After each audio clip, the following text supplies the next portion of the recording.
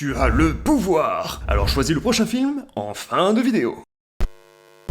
Petit robot attachant vivant dans une terre déserte, on découvre Wall-E et son quotidien. Sa rencontre avec Eve va l'amener au-delà des frontières de ce monde et nous embarquer dans un voyage magique à travers l'univers. Pour beaucoup, ce film fait partie de votre enfance. Mais même encore aujourd'hui, ce film reste un magnifique chef-d'œuvre. Et malgré tout, savez-vous tout autour de ce film d'animation? Enfilez votre plus belle combinaison d'astronaute et embarquons ensemble dans une fusée spatiale à direction de 5 fées sur ce film.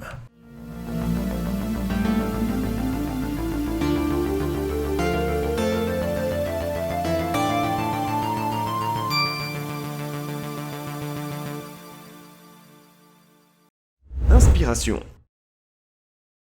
Pour explorer les possibilités de la narration visuelle pure, Andrew Stanton, notamment connu pour avoir scénarisé Monstres et compagnie et Le Monde de Nemo, et l'équipe Pixar ont regardé chaque film de Charlie Chaplin et Buster Keaton, à la fois les courts-métrages et les longs-métrages, tous les jours pendant le déjeuner pendant environ 18 mois. Ainsi, toute l'équipe devait s'imprégner de l'univers drôle et burlesque de ses acteurs pour en reproduire toute l'énergie dans le robot. On note aussi une plus lointaine inspiration dans Star Wars. Ben Burtt, connu comme designer sonore, venait de terminer Star Wars 3, et a dit à sa femme qu'il voulait plus jamais travailler sur un film avec des robots. Mais finalement, étant séduit par l'idée de ce petit robot mignon, il revient sur sa décision. Les concepteurs, eux, ont étudié des images de Tchernobyl, d'Ukraine et la ville de Sofia en Bulgarie, pour trouver des idées pour le monde en ruine. Le directeur artistique, Anthony Christov, est originaire de Bulgarie et connaissait les problèmes rencontrés par sa capitale pour stocker les ordures. L'atmosphère si particulière de la Terre dans Wall-E fut trouvée. Pour finir, petite anecdote amusante, les yeux de Wall-E.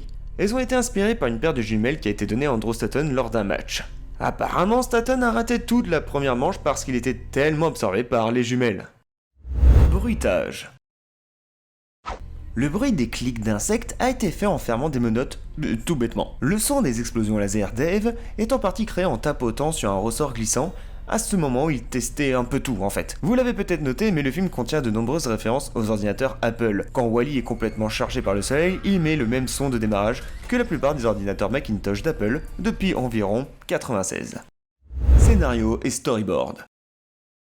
Comme décrit dans un reportage spécial sur les DVD et Blu-ray du film, les habitants de l'Axiom allaient à l'origine être des extraterrestres, dirigés par une famille royale ayant un penchant pour maltraiter ses robots. Andrew Stanton a finalement abandonné l'idée d'extraterrestres, jugeant cela pas assez impactant. L'un des premiers concepts de l'évolution des humains dans l'espace, pendant plus de 700 ans, est qu'ils deviendraient des créatures vertes et gélatineuses, désossées, sans pattes, transparentes et ressemblant à du jello. La conception des passagers de l'Axiom est passée de taches vertes gélatineuses aux taches grises plus solides, pour devenir comme concept final des gros bébés. L'une des idées lancées pour l'évolution des humains, dans un avenir lointain, est qu'ils parleraient tous une nouvelle langue. L'idée était forte séduisante, mais dans la mesure où c'est plus simple de doubler directement dans les langues des pays, l'idée fut abandonnée. D'ailleurs, au début, le titre de travail était Trash Planet. On est loin du petit robot.